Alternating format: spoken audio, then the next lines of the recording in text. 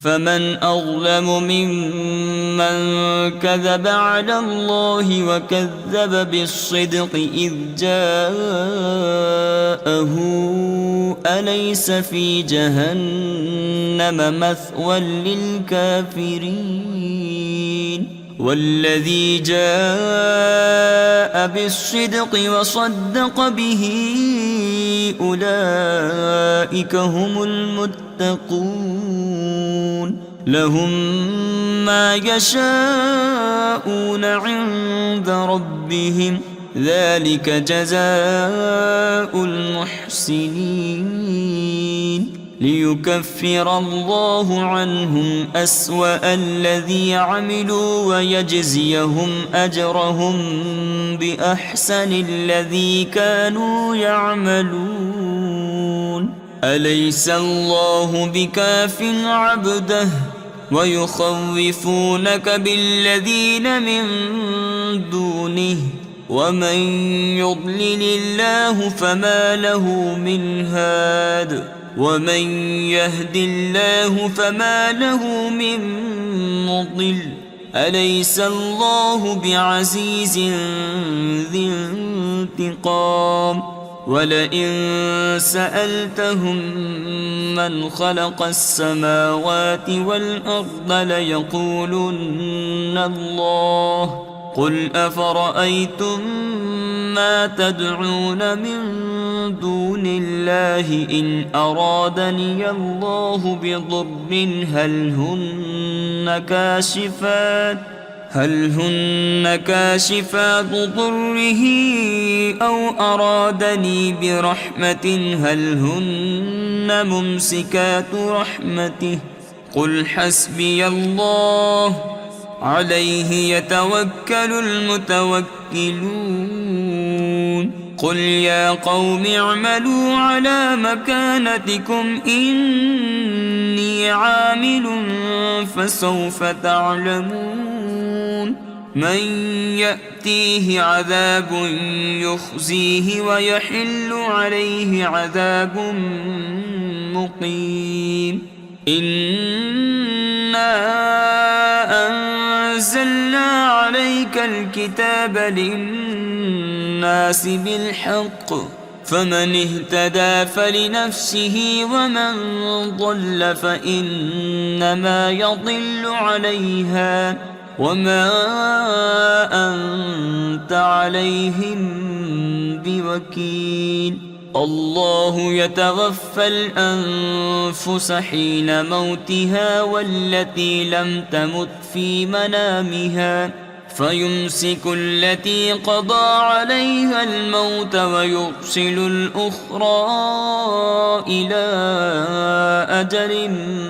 مسمى إن في ذلك لآيات لقوم يتفكرون أم اتخذوا من دون الله شفعاء قل أولو كانوا لا يملكون شيئا ولا يعقلون قل لله الشفاعة جميعا له ملك السماوات والأرض ثم إليه ترجعون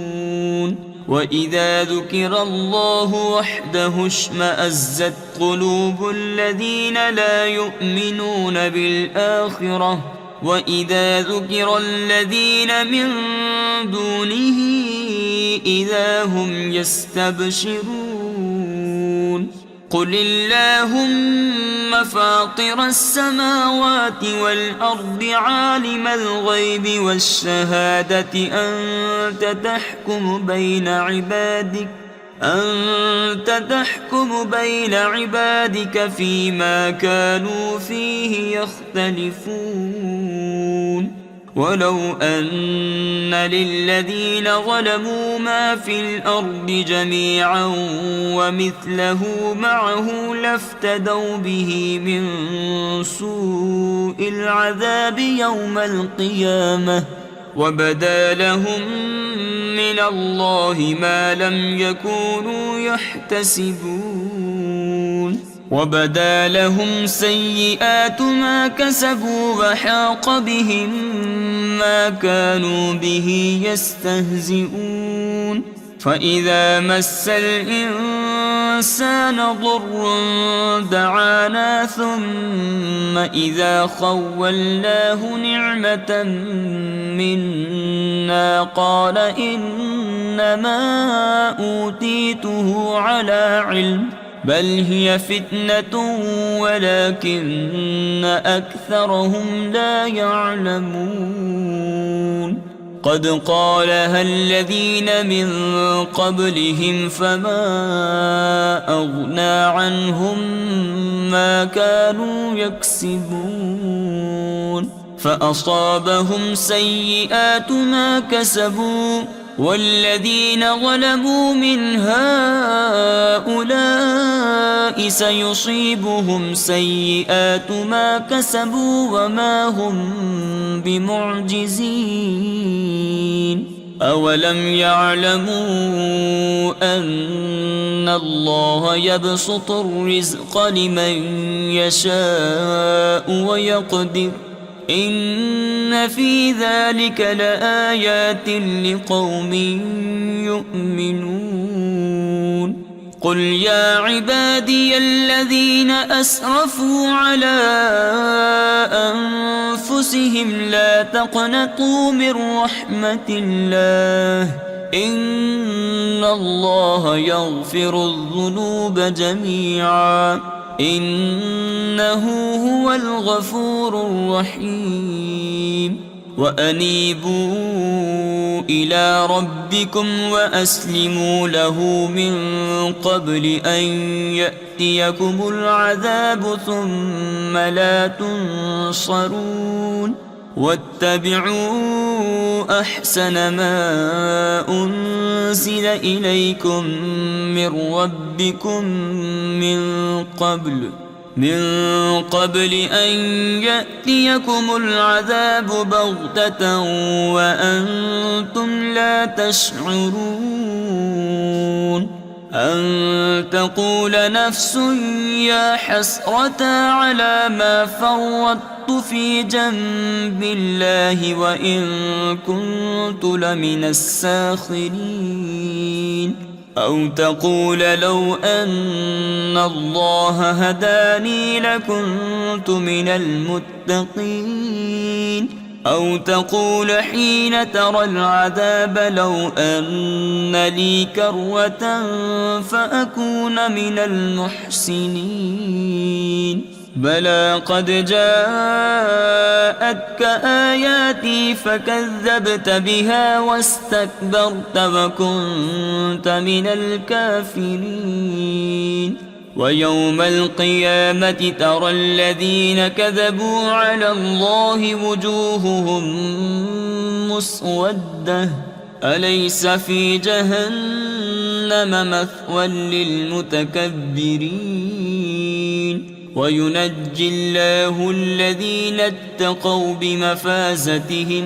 وينجي الله الذين اتقوا بمفازتهم لا يمسهم السوء ولا هم يحزنون الله خالق كل شيء وهو على كل شيء وكيل له مقاليد السماوات والأرض والذين كفروا بآيات الله أولئك هم الخاسرون قل أفغير الله تأمروني أعبد أيها الجاهلون ولقد أوحي إليك وإلى الذين من قبلك لئن أشركت ليحبطن عملك ولتكونن من الخاسرين بل الله فاعبد وكن من الشاكرين وما قدروا الله حق قدره والأرض جميعا قبضته يوم القيامة والسماوات مطويات بيمينه سبحانه وتعالى عما يشركون. ونفخ في الصور فصعق من في السماوات ومن في الأرض إلا من شاء الله، ثم نفخ فيه أخرى فإذا هم قيام ينظرون. وأشرقت الأرض بنور ربها ووضع الكتاب وجيء بالنبيين والشهداء وقضي بينهم بالحق وهم لا يظلمون. ووفيت كل نفس ما عملت وهو أعلم بما يفعلون. وسيق الذين كفروا إلى جهنم زمرا حتى إذا جاءوها فتحت أبوابها وقال لهم خزنتها ألم يأتكم رسل منكم يتلون عليكم آيات ربكم وينذرونكم لقاء يومكم هذا؟ قالوا بلى ولكن حقت كلمة العذاب على الكافرين.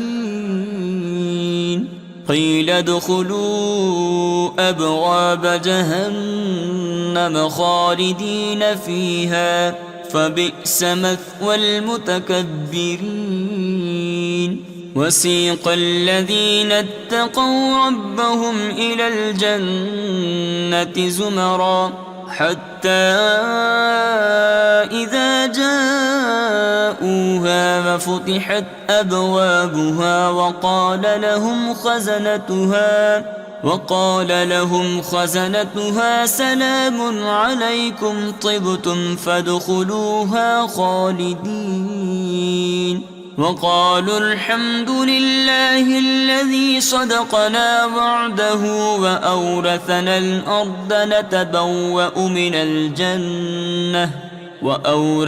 الأرض نتبوأ من الجنة حيث نشاء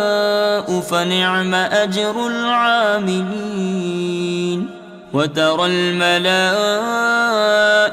حافين من حول العرش يسبحون بحمد ربهم وقضي بينهم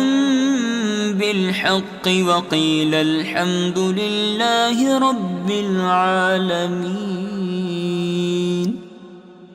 بسم الله الرحمن الرحيم. حميم. تنزيل الكتاب من الله العزيز العليم. غافر الذنب وقابل التوب شديد العقاب ذي الطول. لا إله إلا هو إليه المصير. ما يجادل في آيات الله إلا الذين كفروا فلا يغررك تقلبهم في البلاد. كذبت قبلهم قوم نوح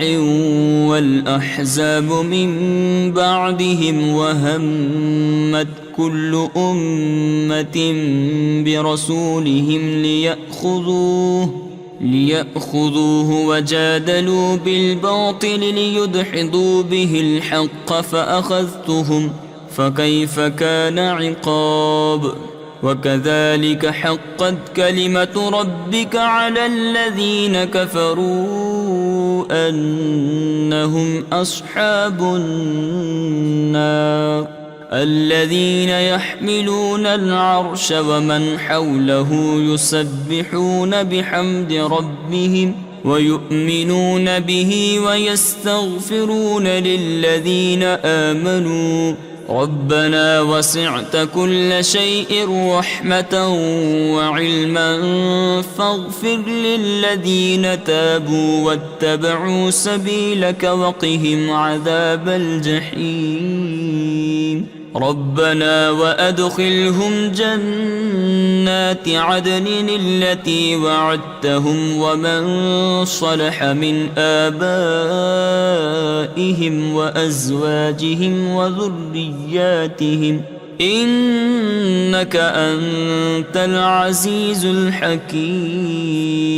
وقهم السيئات ومن تق السيئات يومئذ فقد رحمته وذلك هو الفوز العظيم إن الذين كفروا ينادون لمقت الله أكبر من مقتكم أنفسكم إذ تدعون إلى الإيمان فتكفرون قالوا ربنا أمتنا اثنتين وأحييتنا اثنتين فاعترفنا بذنوبنا فهل إلى خروج من سبيل ذلكم بأنه إذا دعي الله وحده كفرتم وإن يشرك به تؤمنوا فالحكم لله العلي الكبير هو الذي يريكم آياته وينزل لكم من السماء رزقا وما يتذكر إلا من ينيب فادعوا الله مخلصين له الدين ولو كره الكافرون رفيع الدرجات ذو العرش يلقي الروح من أمره على من يشاء من عباده لينذر يوم التلاق يوم هم بارزون لا يخفى على الله منهم شيء لمن الملك اليوم لله الواحد القهار اليوم تجزى كل نفس بما كسبت لا ظلم اليوم إن الله سريع الحساب وأنذرهم يوم الآزفة إذ القلوب لدى الحناجر كاظمين ما للظالمين من حميم ولا شفيع يطاع يعلم خائنة الأعين وما تخفي الصدور والله يقضي بالحق والذين يدعون من دونه لا يقضون بشيء إن الله هو السميع البصير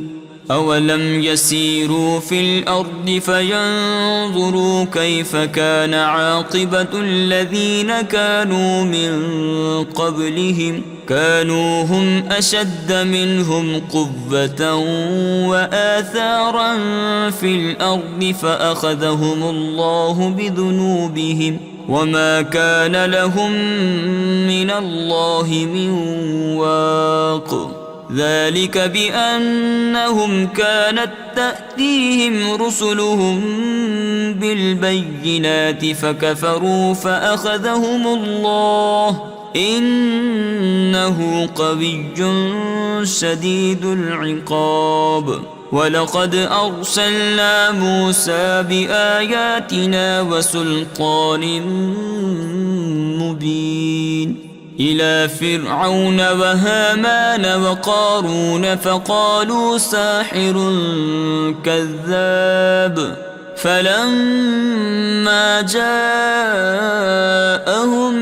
بالحق من عندنا قالوا اقتلوا أبناء الذين آمنوا قالوا اقتلوا أبناء الذين آمنوا معه واستحيوا نساءهم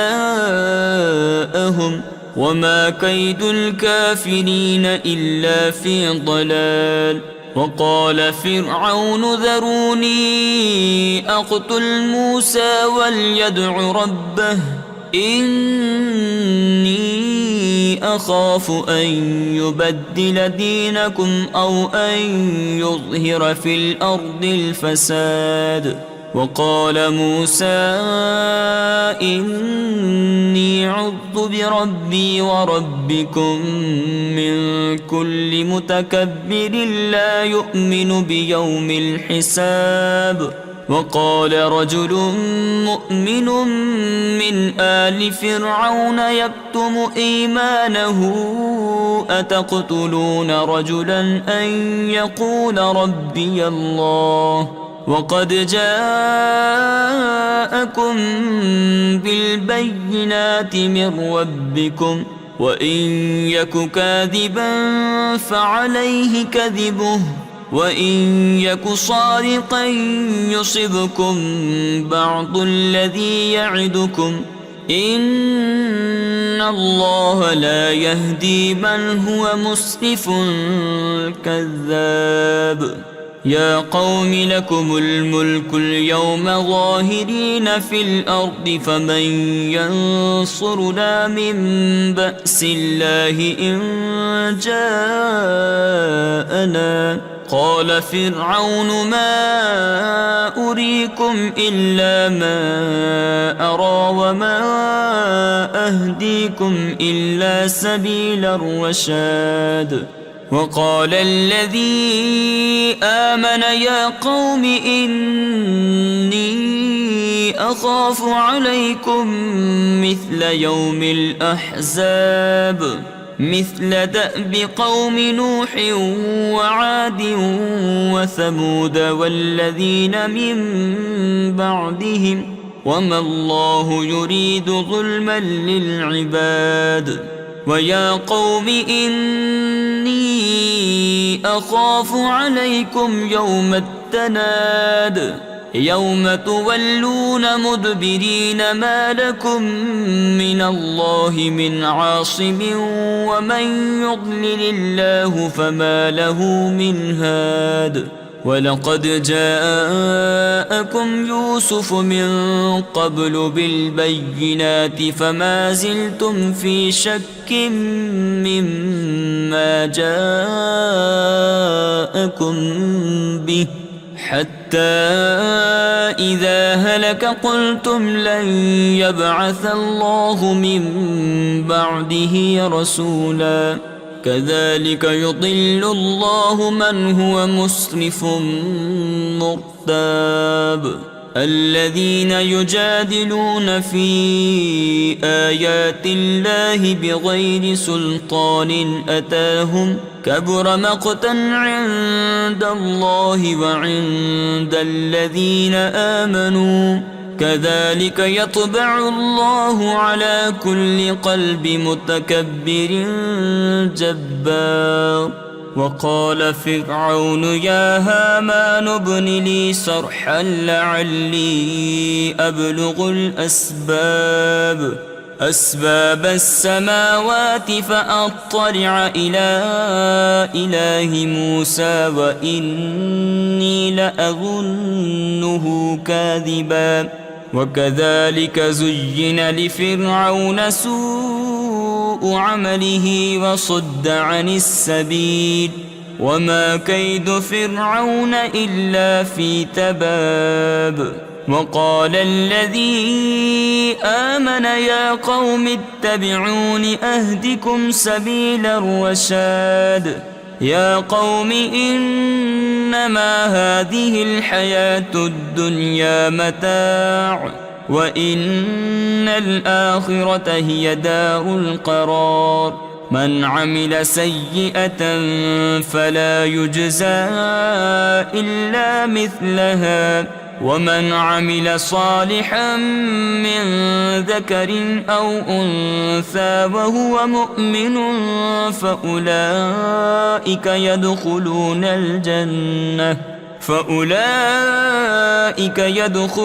الجنة يرزقون فيها بغير حساب. ويا قوم ما لي أدعوكم إلى النجاة وتدعونني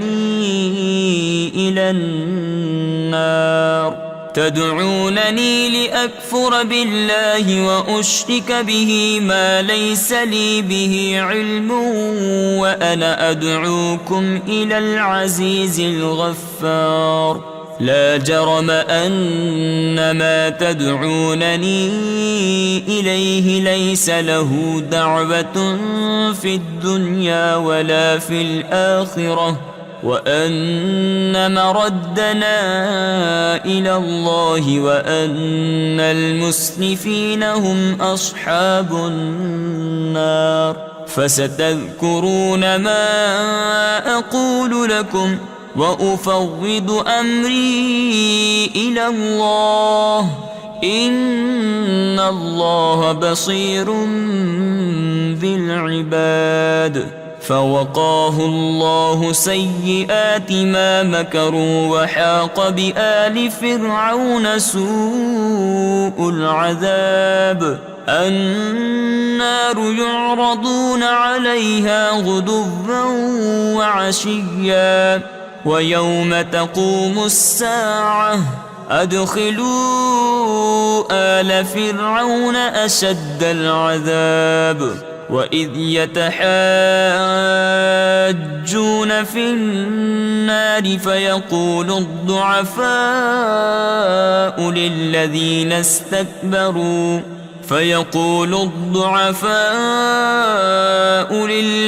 استكبروا إنا كنا لكم تبعا فهل أنتم مغنون عنا نصيبا من النار. قال الذين استكبروا إنا كل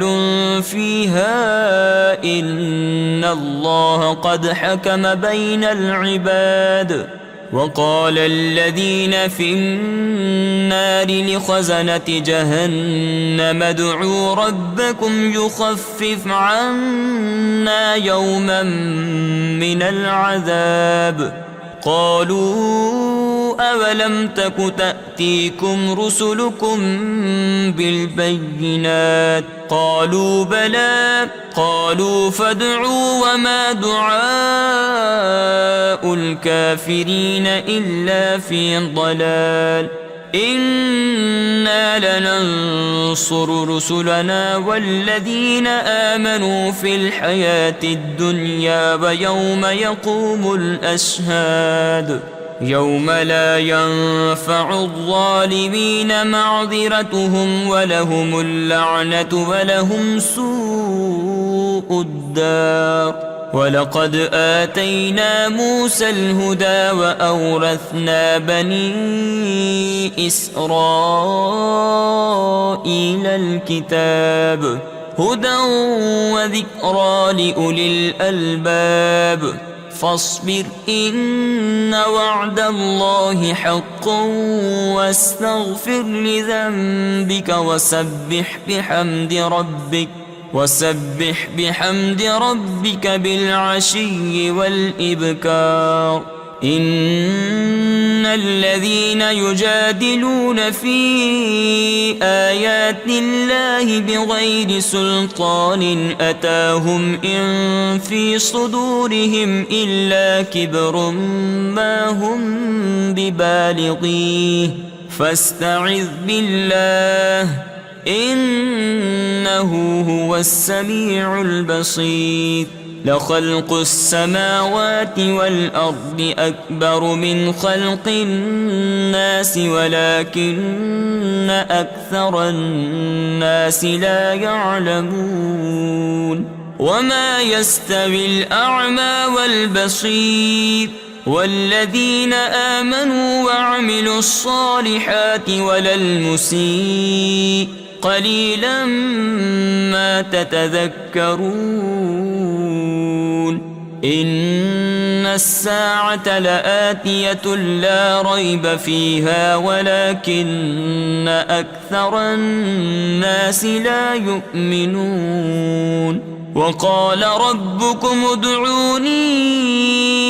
أستجب لكم إن الذين يستكبرون عن عبادتي سيدخلون جهنم داخرين الله الذي جعل لكم الليل لتسكنوا فيه والنهار مبصرا إن الله لذو فضل على الناس ولكن أكثر الناس لا يشكرون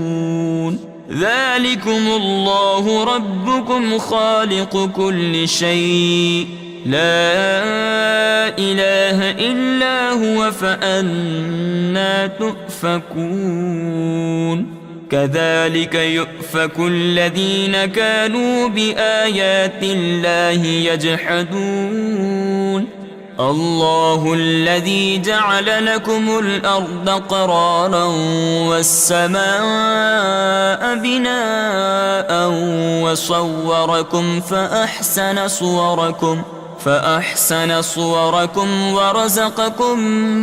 من الطيبات ذلكم الله ربكم فتبارك الله رب العالمين هو الحي لا إله إلا هو فادعوه مخلصين له الدين الحمد لله رب العالمين قل إني نهيت أن أعبد الذين تدعون من دون الله لما جاءني البينات من ربي وأمرت أن أسلم لرب العالمين هو الذي خلقكم من تراب ثم من نطفة ثم من علقة ثم يخرجكم طفلا ثم لتبلغوا أشدكم ثم لتكونوا شيوخا ومنكم من يتوفى من قبل ولتبلغوا أجلا مسمى ولعلكم تعقلون هو الذي يحيي ويميت فإذا قضى أمرا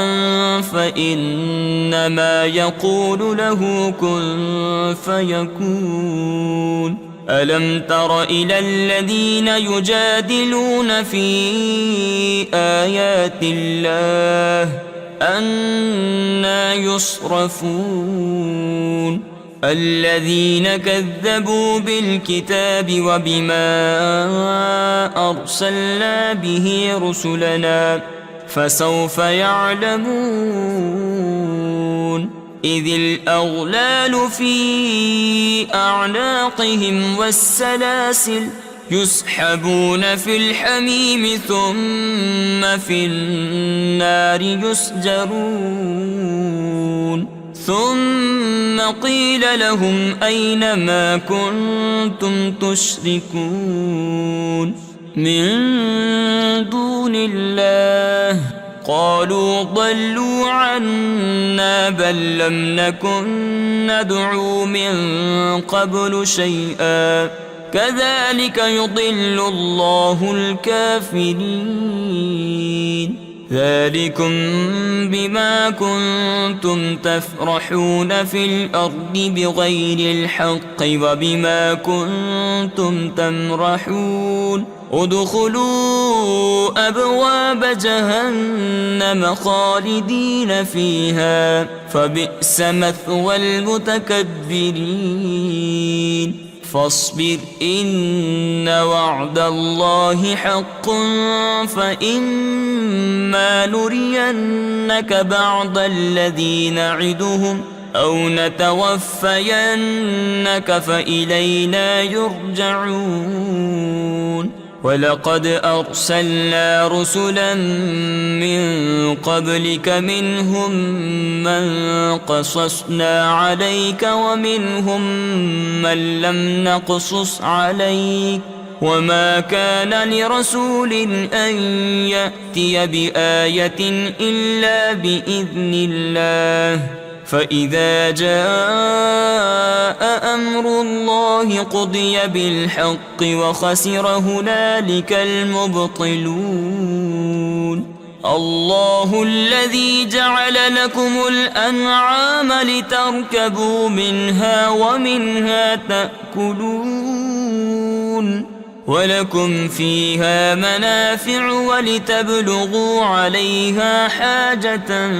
في صدوركم وعليها وعلى الفلك تحملون ويريكم آياته فأي آيات الله تنكرون أفلم يسيروا في الأرض فينظروا كيف كان عاقبة الذين من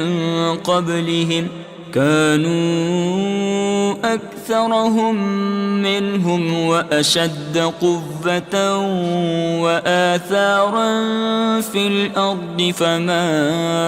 أغنى عنهم ما كانوا يكسبون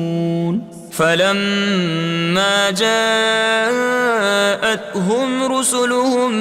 بالبينات فرحوا بما عندهم من العلم وحاق بهم ما كانوا به يستهزئون فلما رأوا بأسنا قالوا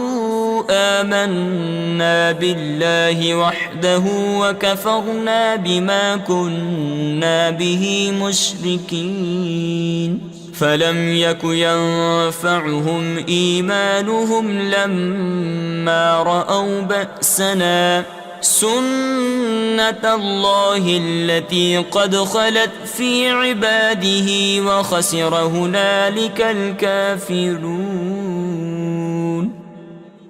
بسم الله الرحمن الرحيم حميم تنزيل من الرحمن الرحيم كتاب فصلت آياته قرآنا عربيا لقوم يعلمون بشيرا ونذيرا فأعرض أكثرهم فهم لا يسمعون وقالوا قلوبنا في أكنة مما تدعونا إليه وفي آذاننا وقر ومن بيننا وبينك حجاب فاعمل إننا عاملون قل إنما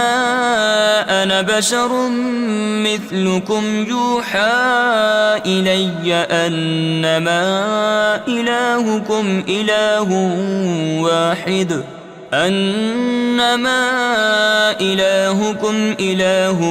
واحد فاستقيموا إليه واستغفروه وويل للمشركين الذين لا يؤتون الزكاة وهم بالآخرة هم كافرون إن الذين آمنوا وعملوا الصالحات لهم أجر غير ممنون قل أئنكم لتكفرون بالذي خلق الأرض في يومين وتجعلون له أندادا ذلك رب العالمين وجعل فيها رواسي من فوقها وبارك فيها وقدر فيها أقواتها في 4 أيام سواء للسائلين ثم استوى إلى السماء وهي دخان فقال لها وللأرض ائتيا طوعا أو كرها قالتا آتينا طائعين فقضاهن 7 سماوات في يومين وأوحى في كل سماء أمرها وزينا السماء الدنيا بمصابيح وحفظا ذلك تقدير العزيز العليم فإن أعرضوا فقل أنذرتكم صاعقة مثل صاعقة عاد وثمود إذ جاءتهم الرسل من بين أيديهم ومن خلفهم ألا تعبدوا إلا الله قالوا لو شاء ربنا لأنزل ملائكة فإنا بما أرسلتم به كافرون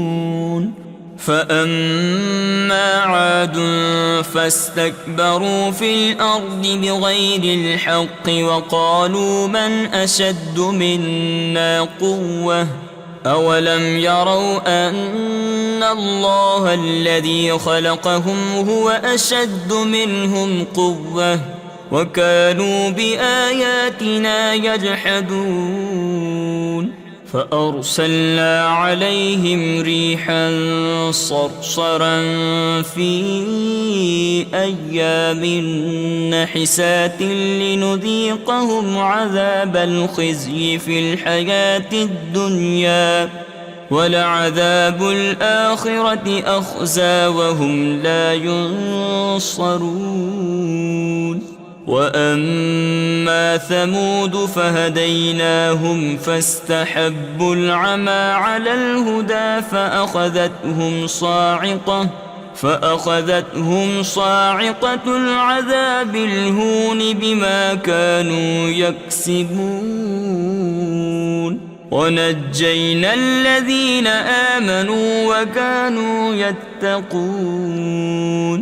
ويوم يحشر أعداء الله إلى النار فهم يوزعون حتى إذا ما جاءوها شهد عليهم سمعهم وأبصارهم وجلودهم بما كانوا يعملون وقالوا لجلودهم لم شهدتم علينا قالوا أنطقنا الله الذي أنطق كل شيء وهو خلقكم أول مرة وإليه ترجعون وما كنتم تستترون أن يشهد عليكم سمعكم ولا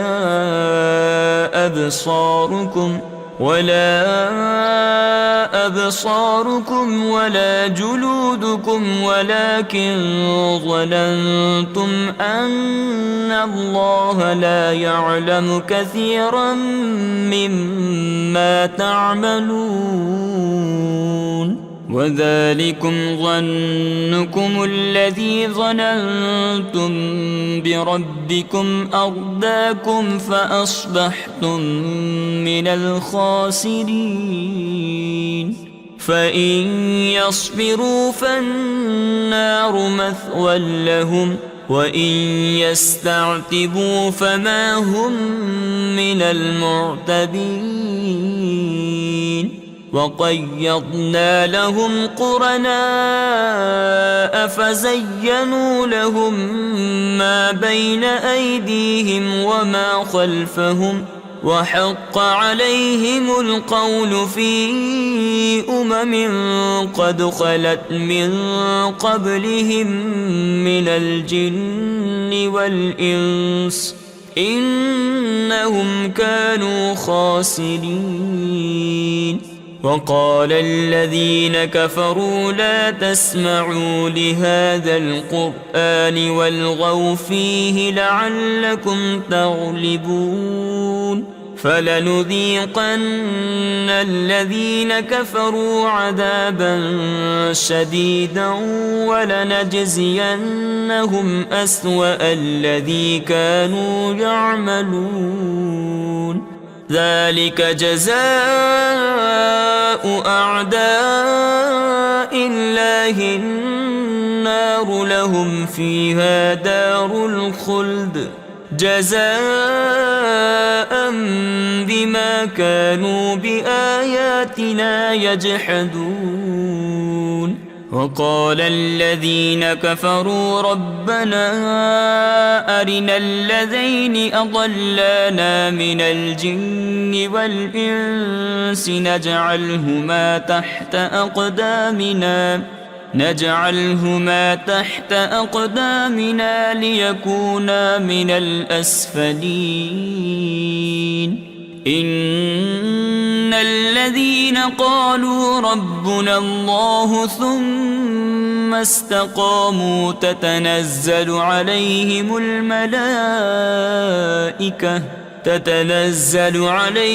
الملائكة ألا تخافوا ولا تحزنوا وأبشروا بالجنة التي كنتم توعدون نحن أولياؤكم في الحياة الدنيا وفي الآخرة ولكم فيها ما تشتهي أنفسكم ولكم فيها ما تدعون نزلا من غفور رحيم ومن أحسن قولا ممن دعا إلى الله وعمل صالحا وقال إنني من المسلمين ولا تستوي الحسنة ولا السيئة ادفع بالتي هي أحسن فإذا الذي بينك وبينه عداوة كأنه ولي حميم وما يلقاها إلا الذين صبروا وما يلقاها إلا ذو حظ عظيم وإما ينزغنك من الشيطان نزغ فاستعذ بالله إنه هو السميع العليم ومن آياته الليل والنهار والشمس والقمر لا تسجدوا للشمس ولا للقمر واسجدوا لله الذي خلقهن إن كنتم إياه تعبدون فإن استكبروا فالذين عند ربك يسبحون له بالليل والنهار وهم لا يسأمون ومن آياته أنك ترى الأرض خاشعة فإذا أنزلنا عليها الماء اهتزت وربت إن الذي أحياها لمحيي الموتى إنه على كل شيء قدير. إن الذين يلحدون في آياتنا لا يخفون علينا أفمن يلقى في النار خير أم من يأتي آمنا يوم القيامة اعملوا ما شئتم إنه بما تعملون بصير. إن الذين كفروا بالذكر لما جاءهم وإنه لكتاب عزيز لا يأتيه الباطل من بين يديه ولا من خلفه تنزيل من حكيم حميد. ما يقال لك إلا ما قد قيل للرسل من قبلك إن ربك لذو مغفرة وذو عقاب أليم. ولو جعلناه قرآنا أعجميا لقالوا لولا فصلت آياته أأعجمي وعربي قل هو للذين آمنوا هدى وشفاء والذين لا يؤمنون في آذانهم وقر وهو عليهم عمى أولئك ينادون من مكان